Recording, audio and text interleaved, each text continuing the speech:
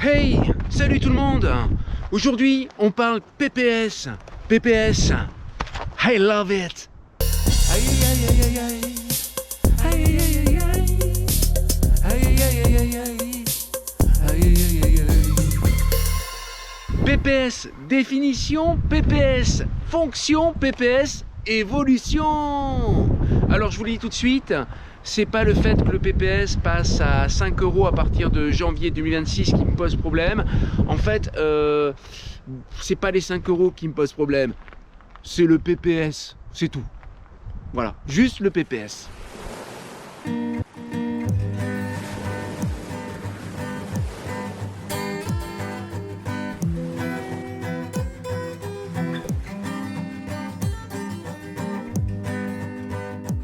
Définition, PPS, parcours, prévention, santé. Il s'agit d'une série de vidéos que regarde le pratiquant, le sportif, vidéos qui alertent le sportif sur d'éventuels dangers dus à sa pratique, dus à son état de santé. Et à la fin de ce processus, vous obtenez un code, un sésame, qui vous permet de vous inscrire à n'importe quelle course, que ce soit un trail, une course sur bitume ou un ultra trail. Et oui, c'est ça la fonction du PPS. La fonction du PPS, c'est de pouvoir t'inscrire sur une course organisée en compétition. Si tu n'as pas de PPS, mais que tu es tiré au sort pour faire l'UTMB, ben tu ne peux pas faire l'UTMB. Voilà.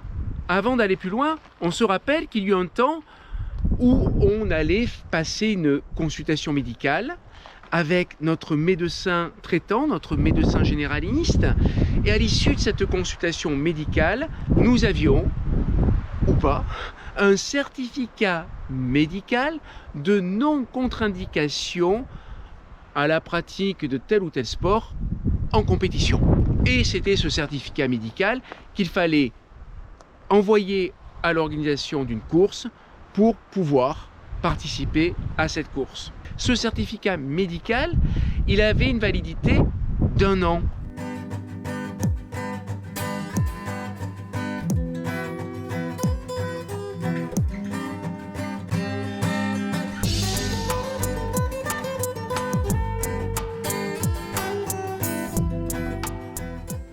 Évolution du PPS. Adieu l'ancien PPS, bonjour le nouveau PPS. Alors l'ancien PPS, c'était quoi son problème? C'était quoi?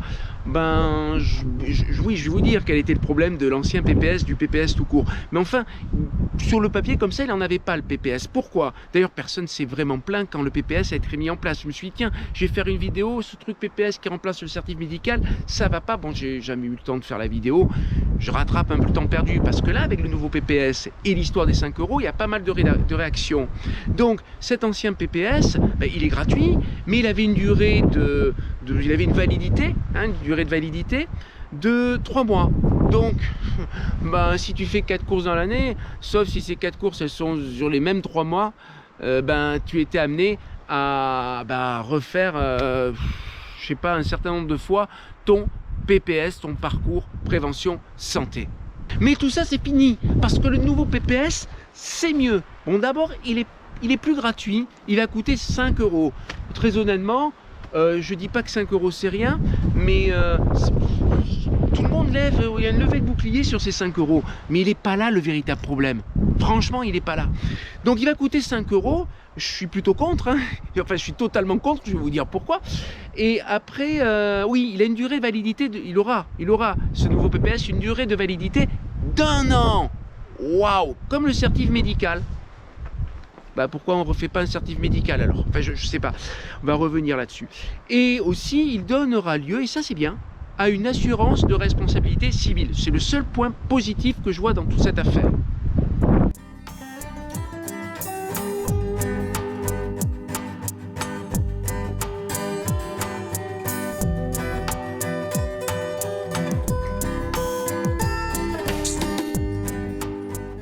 Quels sont les arguments avancés pour justifier ce nouveau PPS? Ben, tout d'abord, le premier argument, c'est prendre en compte la sécurité des coureurs. Pourquoi le précédent PPS, il prenait pas en compte la sécurité des coureurs? Ça m'inquiète ça comme argument. Deuxième argument, accentuer la sensibilisation aux enjeux de santé. Ça ressemble un peu déjà au premier argument. Et puis, est-ce à dire aussi que le précédent PPS, il le faisait pas? Alors, j'ai un truc, enfin là je m'adresse aux gens de la FFA qui pensent ce genre de truc, qui pensent ces arguments pour justifier ce changement de PPS. Ne vous lancez pas en politique. Oui, certes, le niveau en politique, il n'est pas incroyable, hein, je parle en rhétorique, en subtilité, il n'est pas incroyable. Mais là, franchement, vous êtes plus bas, c'est pas le noyau de la Terre, c'est pas la Chine, c'est le vide intergalactique. Et oui, ces deux arguments, ils ne valent rien. Ils ne valent rien. J'aurais préféré que les dirigeants de la FFA et leurs communicants disent tout simplement la vérité. Et la vérité, quelle est-elle? Il y a une explosion de la discipline de la course à pied, aussi bien la course à pied un peu plus traditionnelle sur route que, bien entendu, en pleine nature, et je pense en premier au trail et à l'ultra. Bon, c'est notre petit monde à nous, ça, le trail et l'ultra. Évidemment, il y a de plus en plus de pratiquants et il y a aussi de plus en plus de courses, il y a de plus en plus d'événements. Et il y a une manne incroyable qui passe sous les yeux de la FFA, la Fédération Française d'Athlétisme, et eux, ils ne récoltent rien de cette manne. Il y a une poule aux œufs d'or. Et eux, ils n'ont rien de la couvée, même pas de quoi faire une omelette. Je comprends, et je dirais même que c'est légitime, de trouver qu'il y a une forme de déséquilibre dans cette histoire. Et oui, parce que pour faire ces courses, on ne nous demande pas d'être licencié. Or, la Fédération Française d'Athlétisme, comme toutes les fédérations, elle récolte des financements à travers les licences. Or, la plupart des pratiquants ne sont pas licenciés. Et puis ensuite, lorsqu'on s'inscrit à une course, on passe directement en ligne, par internet, sur le site de l'organisation. Et la FFA, elle ne ramasse pas grand-chose, peut-être rien, peut-être zéro, sur tous ces dossards qui sont vendus. Ça sera à vérifier ça, parce que j'ai pas mené d'enquête.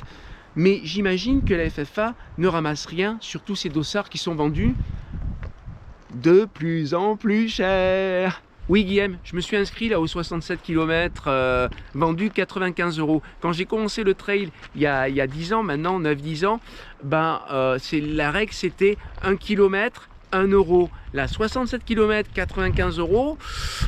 Une fois que j'ai terminé les 67, je refais le parcours pour entrer dans mes frais, bien sûr. Ciao Guillaume et toute la team auvergnate.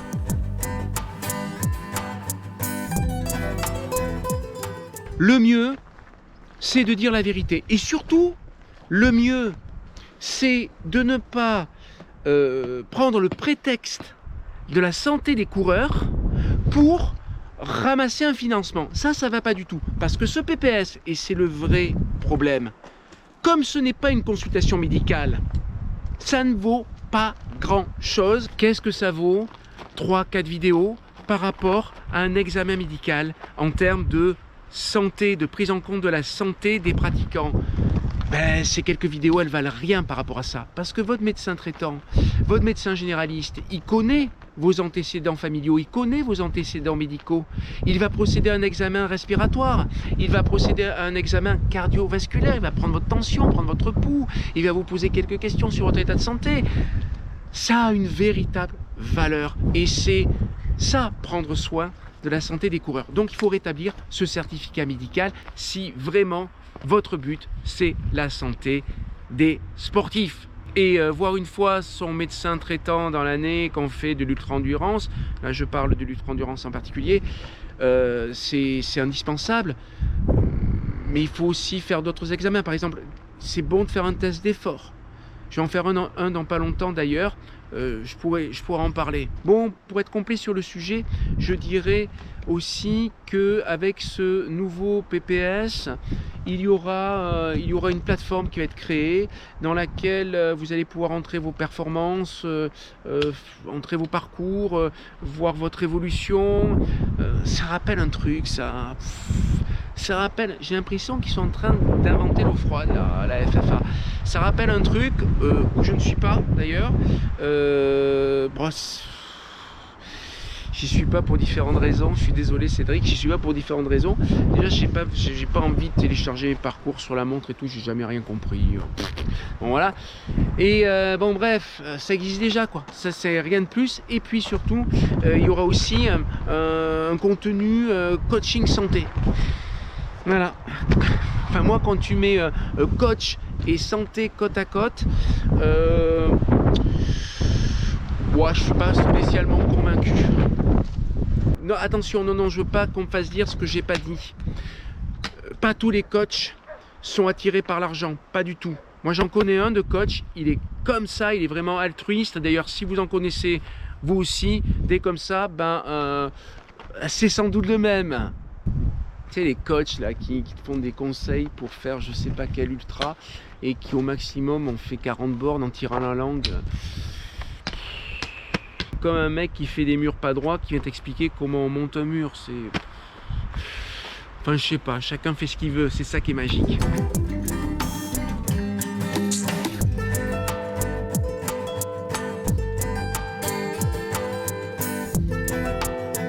Enfin, pour terminer, j'aimerais rendre compte d'une anomalie. Le trail et l'ultra trail font partie de la Fédération française d'athlétisme. Écoutez, moi je suis pas bien là.